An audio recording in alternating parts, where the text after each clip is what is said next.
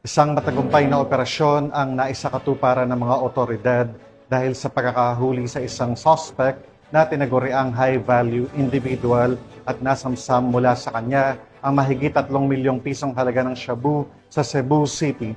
Patrolwoman Annalyn Canoog sa report. Mabay na naaresto ang isang lalaki matapos itong mahuli ng halos 3.5 milyon na halaga na hininalang shabu sa nilunsad na bypass operation sa Supa Street, Barangay Sawang Calero, Cebu City noong 22 ng Hulyo sa taong kasalukuyan. Kinilala ni Police Captain Gian Carlos Reyes, Officer in Charge of Police Station 6, Cebu City Police Office, and suspect na si Raymond, 30 taong gulang, isang high-value individual at residente sa Lawis, Alaska, Barangay Mambaling, Cebu City.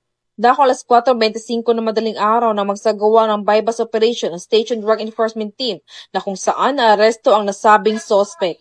Nakumpiska mula sa suspect ang 2 pakete at 5 large nut tied plastics na hininalang shabu na aabot sa 510 na gramo at may standard drug price na 3,468,000 pesos. Bypass money at maroon handbag. Maharap ang suspect sa kasong paglabag sa Section 511 ng Article 2 ng RA 9165 o ang Comprehensive Dangerous Drugs Act of 2002.